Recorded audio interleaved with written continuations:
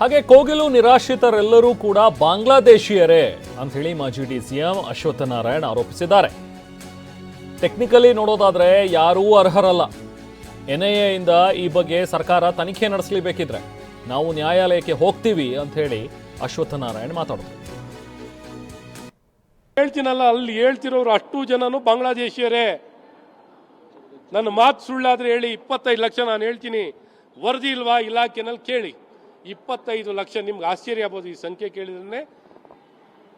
ಭಯದ ವಾತಾವರಣ. ನಾನೇ ಹೇಳ್ತಾ ಇದ್ದೀನಿ, ನಾನು ಸುಮ್ಮನೆ ಏನೋ ಬೇಕಾಬಿಟ್ಟು ಹೇಳಿಕೆ ಕೊಡ್ತಾ ಇದ್ದೀನಿ ಅಂತ ಅನ್ಕೋಬೇಡಿ. ಜವಾಬ್ದಾರಿತವಾಗಿ ಹೇಳಿಕೆ ಕೊಡ್ತಾ ಇದ್ದೀನಿ. ನಿಜಕ್ಕೂ ನಾನು ಯಾಕೆ ಈ ಮನೆ ಒಂದು 100 ಕೋಟಿ 50 ಕೋಟಿ ಯಾರಿಗೆ ದುಡ್ಡು ಹೋಗುತ್ತೆ ಅನ್ನೋದಲ್ಲ, ಬಡವನಿಗೆ ಯಾವನೋ ಹೋಗುತ್ತೆ. It is not important issue. ನಾವು ಏನು ತಪ್ಪಿಸ್ಕೋತಾ ಇದ್ದೀವಿ, ಏನು ತಪ್ಪು ಹೋಗ್ತಿದೆ, ಇವರು ಬಾಂಗ್ಲಾದೇಶಿಯರು ಅನ್ನೋದನ್ನ ನಾವು ತಪ್ಪು ಹೋಗಬಾರ್ದು. ನಾನು ಯಾಕೆ ಈ ಪಾಯಿಂಟಿಗೆ ಒತ್ತು ಹೇಳ್ತಾ ಇದ್ದೀನಿ. ಬಾಂಗ್ಲಾದೇಶಿಯರು ಅನೈತಿಕ ಏನು ಇಲ್ಲೀಗಲ್ ಆಗಿ ಬಂದಿರೋದು. ಇದನ್ನೇ ನಾವು ಮೂಲವಾಗಿ ಕೈ ಬಿಟ್ಟು ಯಾರಿಗೆ ಮನೆ ಕೊಡ್ತಿದ್ದೀವಿ, ಯಾರಿಗೆ ಬಿಡ್ತಾ ಇದ್ದೀವಿ ಬಿಡಿ. ವಸತಿ ರೈತರಿಗೆ ನಗರದಲ್ಲಿ ಏನು ಕಾನೂನು ಇದೆಯೋ ಅದು ಕೊಡಬೇಕಾಗಿರೋದು ಅರ್ಜಿ ಆಧಾರಿತವಾಗಿ ಕೊಡಬೇಕು. ಏಕಾಏಕಿ ಮನಸ್ಸು ಬಂದಂಗೆ ಕೊಡೋಕೆ ಅದು ಬೇರೆ ಕಾನೂನು ಮಾತಾಡೋಣ. ಆದರೆ ಇವರು ಬಾಂಗ್ಲಾದೇಶಿಯರು ಅಂತ ಬಹಳ ಸ್ಪಷ್ಟವಾಗಿ. ಹಾಗೆ ಸರ್ಕಾರದ ಪರಿಹಾರಕ್ಕೆ ಯಾರೂ ಕೂಡ ಇಲ್ಲಿರೋರು ಅರ್ಹರಲ್ಲ ಅಂತ ಹೇಳಿ ಬೆಂಗಳೂರಿನಲ್ಲಿ ಶಾಸಕ ಅಶ್ವತ್ಥನಾರಾಯಣ ಹೇಳಿದ್ದಾರೆ. ಇಲ್ಲಿ ಇರೋರೆಲ್ಲರೂ ಕೂಡ ಬಾಂಗ್ಲಾದೇಶದವರು. ಸಚಿವ ಜಮೀರ್ಗೆ ಮನೆ ಬೆಲೆನೇ ಗೊತ್ತಿಲ್ಲ. ಅಲ್ಲಿನ ಮನೆಗಳ ಬೆಲೆ 13.5 ಲಕ್ಷ ಅಂದರೆ 13.5 ಲಕ್ಷ ರೂಪಾಯಿ ಇದೆ. ಅಲ್ಲಿ ಅರ್ಜಿ ಹಾಕಿದವರಿಗೆ ಮನೆ ಕೊಡ್ಸೋಕಾಗ್ತಾ ಇಲ್ಲ. ವೇಣುಗೋಪಾಲ್ ಅವರನ್ನ ಒಲಿಸ್ಕೊಳ್ಳೋದಕ್ಕೆ ಇದೆಲ್ಲವನ್ನೂ ಕೂಡ ಮಾಡ್ತಾ ಇದ್ದಾರೆ ಅಂತ ಹೇಳಿದ್ದಾರೆ. ಇಲ್ಲಿ ಮೂಲಭೂತವಾಗಿ ಮನೆ ಕೊಡೋದು ಒಂದು ಭಾಗ ಬಿಡಿ, ಅದು ಮತ್ತೆ ಮಾತಾಡ್ಬೋದು. ಇವರು ಬಾಂಗ್ಲಾದೇಶಿಗಳು ಅನ್ನೋಂಥದ್ದು ಬಹಳ ಸ್ಪಷ್ಟವಾಗಿ ವ್ಯಕ್ತವಾಗ್ತಿರೋಂಥದ್ದು. ರಾಜ್ಯ ಸರ್ಕಾರಕ್ಕೂ ಮಾಹಿತಿ ಇದೆ, ನೀವು ಕೇಳಬಹುದು.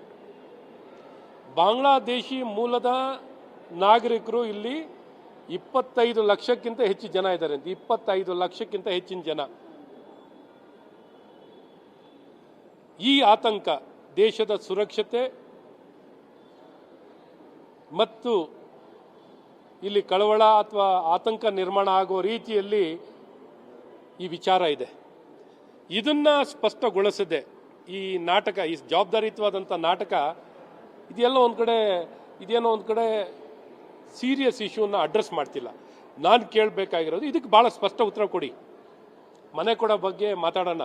ಬಡವರಿಗೆ, ನಿರ್ಗತಿಕರಿಗೆ, ವಸತಿ ರೈತರಿಗೆ ಮನೆ ಕೊಡೋದು ಸರ್ಕಾರದ ಕರ್ತವ್ಯ. ಜಮೀರಿನಿಂದ ಇನ್ನೇನು ಬಯಸ್ಬೋದು ನೀವು? ಜಮೀರಿಂದ ಇನ್ನೇನು ಬಯಸ್ಬೋದು?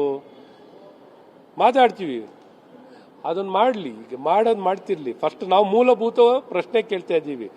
ಮೂಲಭೂತ ಪ್ರಶ್ನೆ ಗೃಹ ಇಲಾಖೆಯವ್ರು ಹೇಳಲಿ, ಇಂಟೆಲಿಜೆನ್ಸ್ ಅವ್ರು ಹೇಳಲಿ, ರೆವಿನ್ಯೂ ಅವ್ರು ಹೇಳಲಿ, ಇವರೆಲ್ಲ ಹುಡುಕಿ ತೆಗೀಲಿ. ವಸತಿ ಸಚಿವನ್ ಮತ್ತೆ ಬರೋಣ. ಅಪ್ಲಿಕೇಶನ್ ಸೈಡು, ಮನೆ ಕೊಡೋರು ಸೈಡು, ಹೆಂಗೆ ಅಲರ್ಟ್ ಮಾಡ್ತಾರೆ, ಏನು ಮಾಡ್ತಾರೆ, ಪ್ರಕ್ರಿಯೆ ಏನು, ಯಾರಲ್ಲಿ ಅರ್ಜಿ ಹಾಕಿದ್ರು, ಈಗ ಯಾರ್ಯಾರಿಗೆ ಅಲ್ಲಿ ಅಲರ್ಟ್ ಆಗಿತ್ತು, ಈಗ ಅವ್ರು ಹೇಳ್ತಿರೋ ಮನೆ ಯಾರ್ಯಾರಿಗೆ ಅಲರ್ಟ್ ಆಗಿತ್ತು ಅಂತ ಹೇಳಬೇಕು.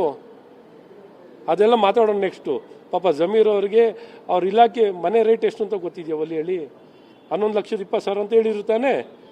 ಅದೇನು ಆದರ್ಶ? ಬಾಂಗ್ಲಾದೇಶವ್ರನ್ನ ಕರ್ಕೊಂಬಂದು ಇಲ್ಲಿ ಕೂಡಿಸ್ಕೊಂಡಿರೋದು ಆದರ್ಶನ? ಬಾಂಗ್ಲಾದೇಶಿಗಳನ್ನ ಏನು ಇಲ್ಲೀಗಲ್ ಆಗಿ ಬಂದಿರುವಂಥದ್ದು, ಕಾನೂನು ಬಹಿರವಾಗಿ ಬಂದಿರುವಂಥ ವ್ಯಕ್ತಿಗಳನ್ನ ಇಲ್ಲಿ ನೆಲೆ ಕೊಟ್ಟು ಅವ್ರಿಗೆಲ್ಲ ಅವಕಾಶ ಕೊಟ್ಟು ಮನೆ ವಸತಿ ಕಾನೂನು ಉಲ್ಲಂಘನೆ ಮಾಡಿ ಕೊಡ್ತಾ ಇರೋದು ಇದು ಇವರು ವೇಣುಗೋಪಾಲ್ ಅವ್ರಿಗೆ ಇಲ್ಲಿ ಆಡಳಿತ ಮಾಡ್ತಿದಾರಾ? ಇಲ್ಲಿ ಕಾಂಗ್ರೆಸ್ ಸರ್ಕಾರ, ಇಲ್ಲಿ ರಾಜ್ಯ ಸರ್ಕಾರ ಆಡಳಿತ ಮಾಡ್ತಿದೆಯಾ? ಇಲ್ಲಿ ಯಾರು ರೆವಿನ್ಯೂ ಡಿಪಾರ್ಟ್ಮೆಂಟ್ ಅವ್ರಿಗೆ ಕೊಡಲಿ. ಯಾವ್ದಾರು 94 CCಯಲ್ಲಿ 2015 ಮುಂಚೆ ಆ ಸುತ್ತಮುತ್ತ, ಆ ಮನೆಗಳು ಬಿಡಿ, ಆ ಸುತ್ತಮುತ್ತ ಇರುವಂಥ ಯಾವುದು